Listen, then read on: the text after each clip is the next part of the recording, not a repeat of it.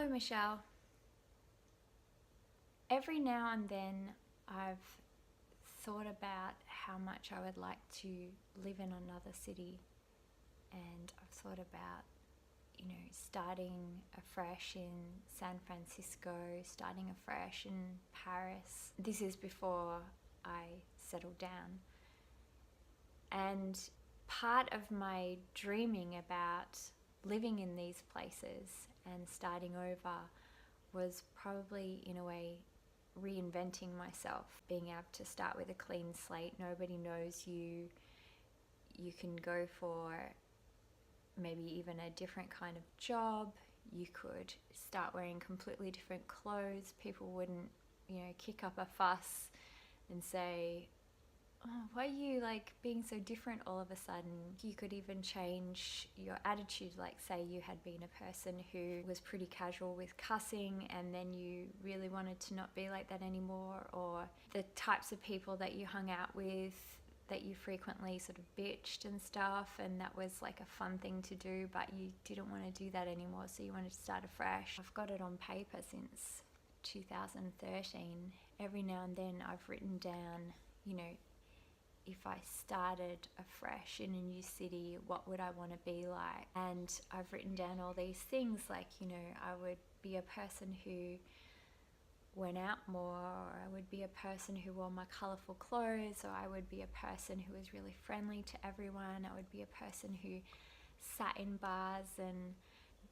wrote interesting, funny pieces. I also tried to sort of analyse, why did I think that would make me happier? I tried to write down, okay, so I'm starting afresh in Amsterdam or Sweden or wherever it is. How do I think my life would really be different? I would find life more interesting, or I would be generally happier, or something like that, generally more content, or maybe not more content, maybe sort of more excited about stuff, becoming more interesting myself. I don't know. And when I tried to write down my thoughts about how my life would look in these different places after a while, and what are the things that would happen there that are missing from what's happening in the city that I live, then it was just really sort of vague notions that were coming up of like, the people that I knew might be more interesting, which is like completely whack, because people are the same everywhere. You don't get like more interesting people in a different place. It might just be that you do different things in your life, therefore you meet different kinds of people, and you might find a group of people who you find more interesting by following a completely different pursuit. So I kind of abandoned it because it was just really confusing to me. I still had this thought every now and then of, one day I would love to live in a different city, and then, but why do I think that that's something to aspire to? How can I implement what living in another city would do for me here? Am I seeing it as a problem that has a specific solution, but really I could look at the root of the problem being something else that I could address, if that makes sense. Then more recently I came across that quote from Flow magazine, which I had mentioned in another video, which was, people think that they are looking for happiness, but really they're looking for more excitement. And so then I was thinking, is that what I'm looking for? And what would I find exciting in my life? And then just the other day I was listening to the Design Matters podcast with Debbie Millman, and she was interviewing Esther Perel.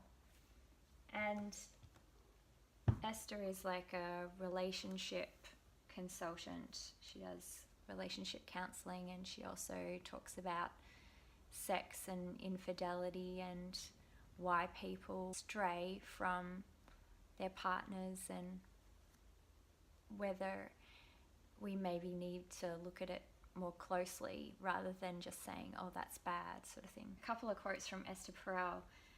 First one is that she said, "We haven't set up marriage for adventure," which I really liked, because, marriage is all kind of about or not even marriage, but that finding the person and getting the house and getting the routine and having the life together is really, the concept of settling down. It's not about adventure.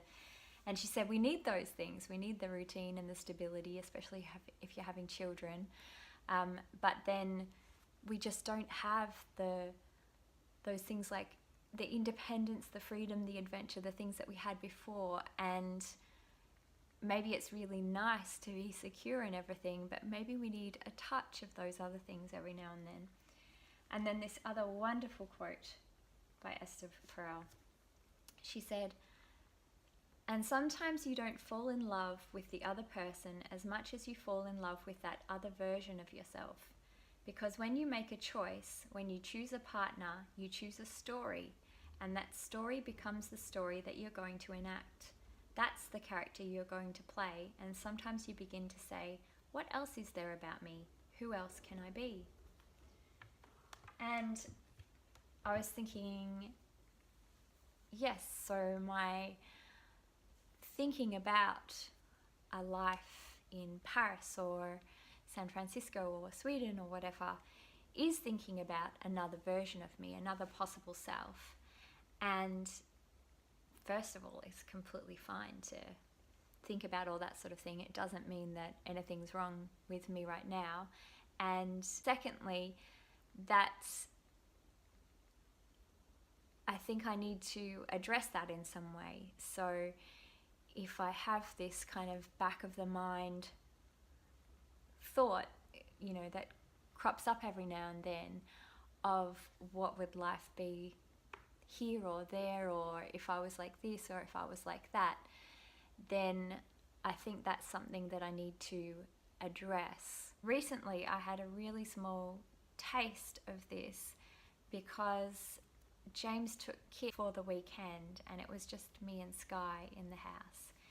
And it's completely different from, the four of you being here to just me and a 1.5-year-old who has 2 sleeps a day and is really easygoing and easily goes to bed at like 7 or 8, and then I'm left all alone in the house all night. And I got so much done, and I had like this feeling of like what it was like when it was just me again. And yeah, it was like the smallest thing, but I think it's something that I need to address, because I think I don't want to be working full time and not being in my children's life a lot, because they're still such babies, and it's so enjoyable teaching them things, like just even words to things and understanding their baby language, and then they feel like they can really communicate and they love life more than they would if they were around people that they felt like they couldn't communicate with easily. And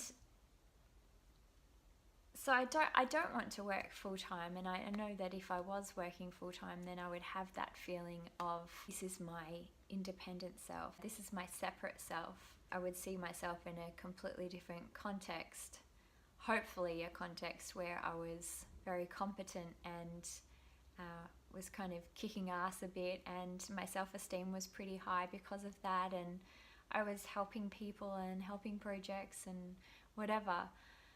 But because I don't want to do that, I feel like I need to figure this out. Maybe it's every couple of months I have a weekend to myself, or maybe I need to find like a conference to go to, a little trip by myself or something like that, because I think that maybe that is something that would bring excitement into my world in a way, having that taste of independence, freedom, adventure, who I am, not through the lens of me as a mum or me as a family member or me as a partner, sort of just me.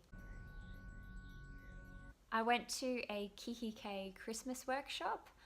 I really wanted to get inspired about how to mostly decorate the house, how to also make like presents look awesome and stuff. Even though it was a 2-hour workshop, I felt like it didn't address much and it didn't really give any ideas around like house decorating. The table that they had set up for us was gorgeous. It looked very festive and like a party, and so I got a couple of ideas from that. But one of the things that we did is we all made a paper snowflake together, and I'm like, really? The other people all found that a really enjoyable activity, and they were like unfolding their snowflakes at the end and going, wow. And I was like, oh, okay, well, they're enjoying it. I guess maybe I just had different expectations, or yes, anyway. So a couple of things from the Christmas workshop. One is that as a part of the workshop price, we were also given the Christmas organizer from Kikki.K, and it's really cute, and I don't really need it. Like, has some reflection pages at the beginning, like what makes a beautiful Christmas to you and what would you really like Christmas to be like, and then it has some planning stuff, brainstorming for gift ideas and who you think you'd like to make Christmas cards for, which I all do in a spreadsheet anyway, wish list for myself, inspiration for like, it's almost suggests like kind of a mood board, which wow, do some people really have a mood board for how they want to do Christmas? Menu ideas, which I hate anything to do with food, so I will be not looking at that section. A Christmas menu, shopping list for all your ingredients, and planning all the stuff that you need to do at your home. Like there's like checklists in here. And then the last section is like some random acts of kindness, which I thought, now if the book was more that sort of thing than menus and Christmas card checklist, which I do in another way, that intrigues me. And then thoughts for the new year and some sort of reflection stuff at the end on what this year has been like, and sending thanks to people, and I thought that part was really nice. At the end of the class, we did a compliments exercise. I think there was about 10 of us, and we all had a piece of paper and we wrote our name on the piece of paper, and then we passed it to the left, and then that person who had received it wrote one nice thing about the person whose name was at the top of the paper. So the person to the left of me wrote something nice about me. Within 15 minutes we all got our sheet of paper back, and there's our name at the top, and there's like 10 nice things written about us. And it's such a nice feeling writing the compliments, and then it's a guilty pleasure kind of reading them at the end, because you know everyone's been forced to say something nice about you. But I thought about, because it was such a nice thing to do, and people are so busy and stressed and caught up in their own heads and all this sort of stuff, I was kind of thinking how I might have more kindness in my year. Maybe I might kind of make that a theme next year, or at least think about it, think about what I might do with that, because gosh, when everyone is just a little bit nicer and more generous and everything, it makes a world of difference, I think, whether it's your neighbours or your friends or your family or whatever circle of your life it is. It can turn the normal into something special. I thought this was magnificent. The Zoetrope Cathedral, I saw it on Jason Kotke's website, and it gave me a little thrill. The basic concept around like the, the Da Vinci Code book and other books of that genre where you uncover a secret sort of thing. Watching the Zoetrope Cathedral, it was like, oh my goodness, what if this was like when buildings were made and statues are made, they actually had a story put into them. Anyway, you'll see what I mean in the video. This is from 3 weeks ago, This is the window and wall, which, like you said, I did more of, and I think it ended up looking better. I'm still not like totally into the aesthetic, or I don't think it's something that I would paint myself, but it was an interesting exercise. And then 2 weeks ago we did mandarin. So I was very happy with the plate there and pretty happy with the pieces of mandarin. And then this week was a pear. So I was sort of playing more with, instead of trying to be incredibly realistic this time, just with being a bit more representative, and also with really leaving white that was just showing through from the paper. And as much as I can do it every day, if I can, I've been trying to draw something that's in front of me. This looks terrible, drawing a foot, of course. Just choose the hardest thing ever. This one was trying to do one of those line drawings where you don't lift your pen off the paper, and I realized that I was drawing the couple wrong. Then this one was my glasses, which I was trying to use different colors to show where the highlights are and where the shading is and stuff, to get a better understanding of where the light is hitting something, and also to leave space for the light. So by using the green for where the light was hitting them, I was instructing myself, you really need to leave the gaps of where light hits something. You know, if I'm going to do it in watercolor and I really want to leave those bits just plain paper. Thank you so much for sharing the information about Professor Brian Cox's talk, and about the screens and the visuals and space pictures. Just imagine having that as one of your walls. Actually, I might do space as my wallpaper. The information about heavy metals and gold and coming from exploding stars, which I never knew. I thought that gold had like really been chosen at random as something that was precious. It's really nice to know you. Bye.